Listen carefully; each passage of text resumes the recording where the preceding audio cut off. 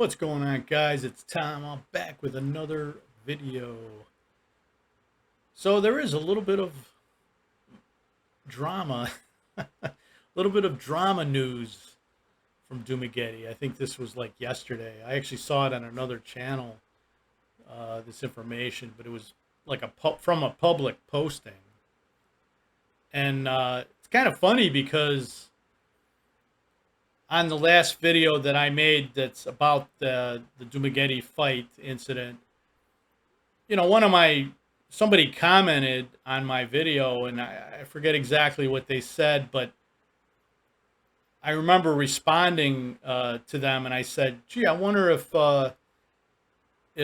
Mark will get grounded from, I mean, grounded, banned, I should say, banned from like Ground Zero. I wonder if they'll ban him. Now it's kind of like whatever, like LOL or whatever. Like, well, apparently that's happened. Apparently, according to this posting, Mark is indefinitely banned from the Ground Zero coffee bar.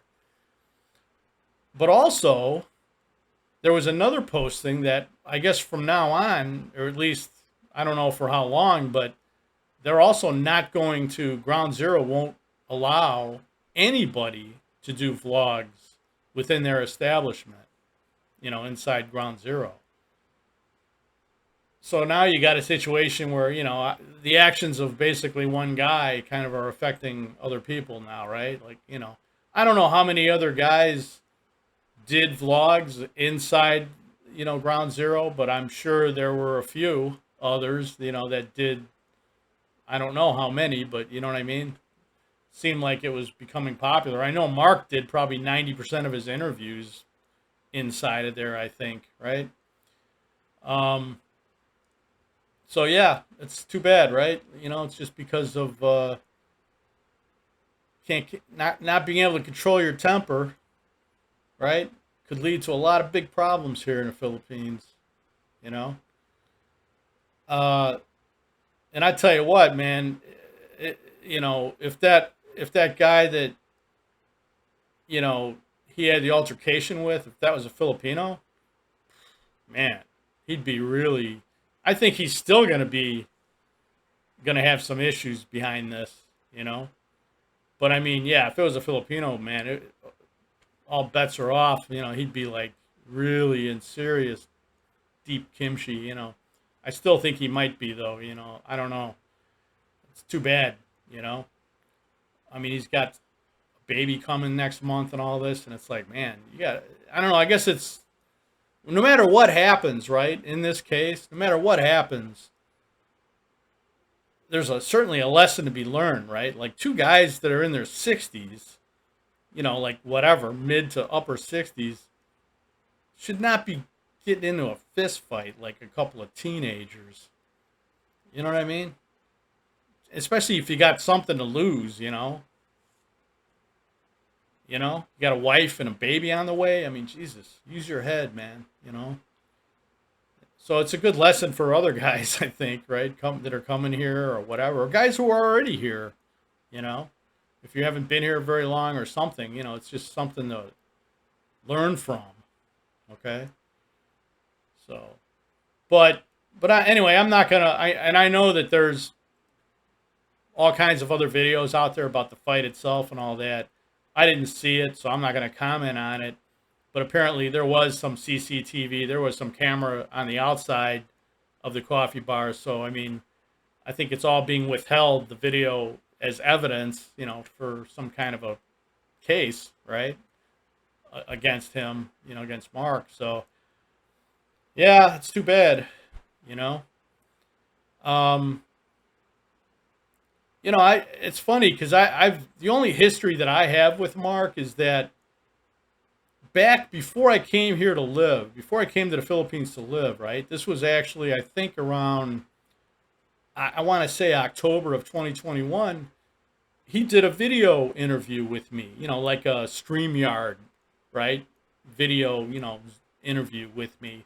Because obviously I was in the Chicago area, waiting to come here because the Philippines wasn't open yet. and but he was of course in the Philippines. So and at that time he was doing those kind of those interviews, because of the pandemic. There wasn't guys that were able to come into the Philippines, so he didn't have too many new faces to be able to interview other than over Zoom or, over StreamYard or whatever, right?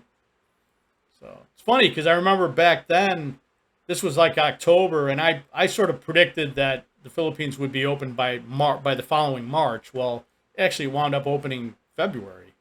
It was like February 10th, I believe, of 2022. So that was interesting. But uh, you know, I've watched his channel a lot. You know what I mean? Even up until recently, he's had some really good interviews and stuff. I will say during my interview, the one thing I noticed was for some reason, it was only about 30 minutes long, but for some reason, man, it seemed like he was talking more than I was. He was interviewing me, but it was like he was interjecting like at least half of the interview was him interjecting, which was not always the case. So that was like the only weirdness that I noticed, on my interview. And I know it got like over on his channel or whatever. It got over 3,000 views, so it wasn't terrible, right? I mean that's not bad. At that time, he probably didn't have like 60,000 subs or whatever he's got now, or you know what I mean. This was almost like over 2 years ago, almost 2.5 years ago or whatever. So but anyway, that's sort of the only, other than a few emails, where I sometimes would email them something or a question or something or whatever. Not very often, but just a little bit back and forth. Other than that, though, I never met the guy. Um, but anyway, yeah, it's too bad. But it's certainly a lesson for all. That whole incident that's still ongoing. But that's about it, guys. I just wanted to once again throw my 2 cents in there on this, and I hope you guys have a great day. And please like, comment, subscribe, and I really do appreciate it. And I do appreciate the comments. Like I always tell you guys. But all right, man. Have a great day, and I'll talk to you guys later.